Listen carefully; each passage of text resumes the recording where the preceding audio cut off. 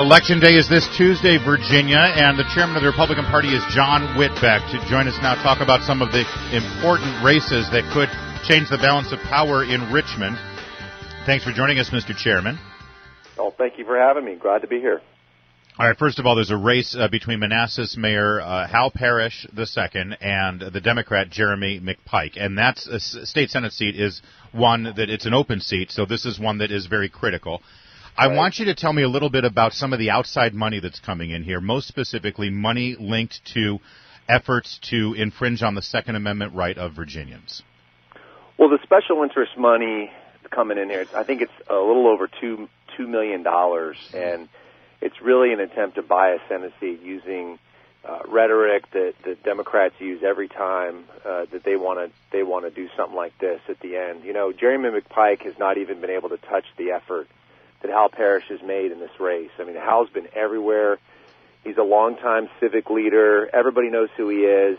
I call him the crossover candidate because he has the ability to appeal to Democrats and especially independents more than just Republicans. And now with 2 weeks left, Mayor Bloomberg from New York City decides that he wants to meddle in Virginia politics and crams all this money in the last 2 weeks, and it's just not going to work. One of the big issues in that campaign has to do with I-66 and turning it into a toll road. And there have been some sharp barbs exchanged over that. Can you give us the background on that? Well, inexplicably, with a few weeks to go in an election, Governor McAuliffe comes up with this plan to charge people $17 each way to drive on I-66. And, of course, Republicans are going to be the brick wall that stops something like that. We're against excessive tolls, especially for roads that you've already paid for. And Hal Parrish made a big deal out of this because a lot of his would-be constituents commute into using I-66. You know, I myself live in Loudoun County. I use I-66 all the time when I go down to the RNC or I go down to meetings in the district or in Arlington or, I'm a George Mason alum from the law school there.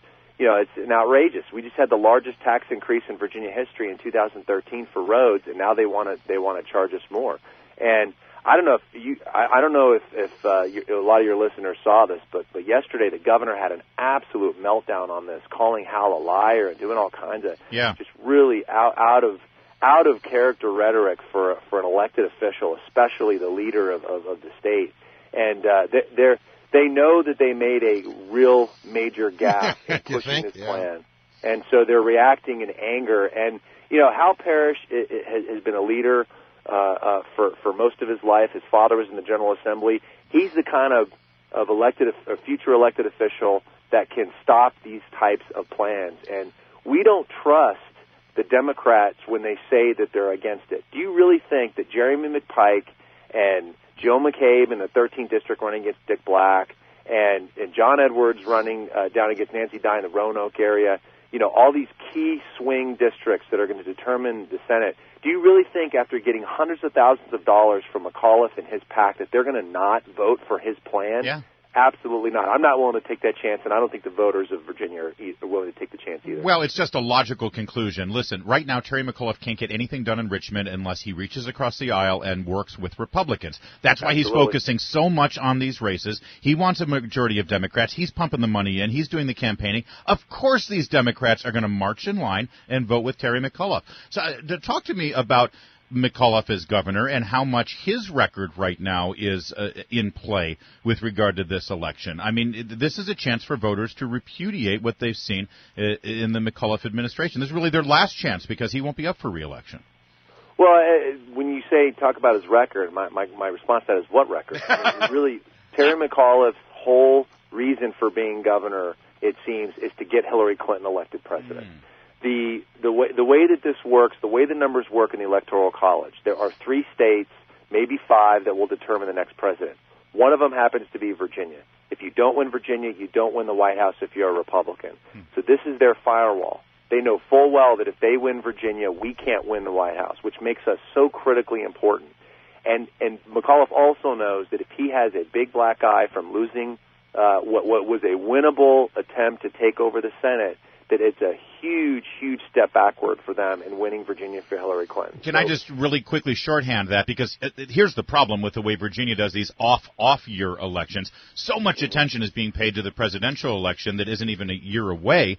That this election in Virginia next week is not getting as much oxygen. For those, for people listening right now who happen to really care deeply about this sort of thing, the best message to send as an anti-Hillary, anti-Democrat, anti-McAuliffe vote, the best early message to send right now and have it be resounding across the country is to vote for the Republicans next Tuesday. Is that what you're saying? Absolutely. And here's something very important, a data point that everybody should keep in mind. We always get accused, and there's been lawsuits about gerrymandering, the Republicans, and draw districts. We are not a purple state. We are a red state, and this plan that these districts that we're all running in right now on the Senate side, this is the Democratic plan. When these lines were drawn, the Democrats controlled the state Senate.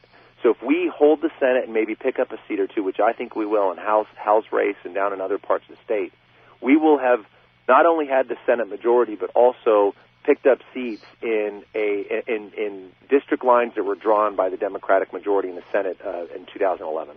So I was going to sort of touch on that same thing. The turnout in these elections are often very low, actually sort of pathetic. And so if somebody's out there right now, they say, I just really haven't been paying attention. I don't know if I'll really get around to vote. What would you say to them? What would you say about the importance of casting your ballot in this upcoming election?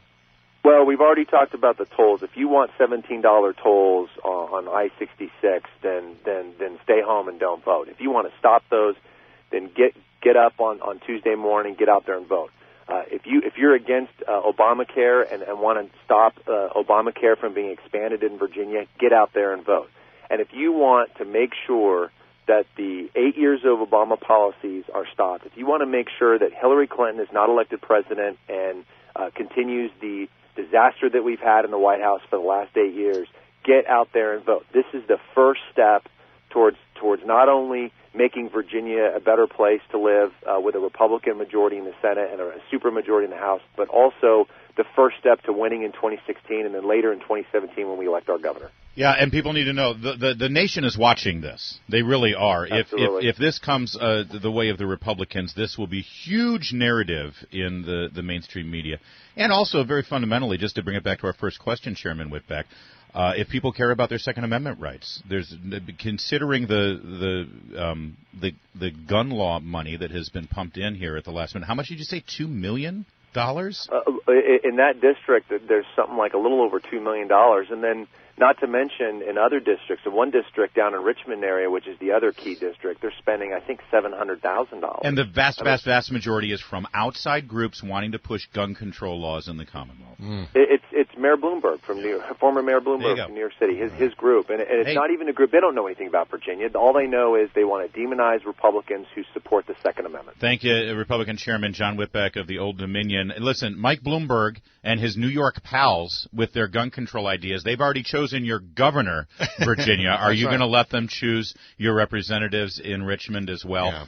Voting day is This Tuesday. one really matters. Get out and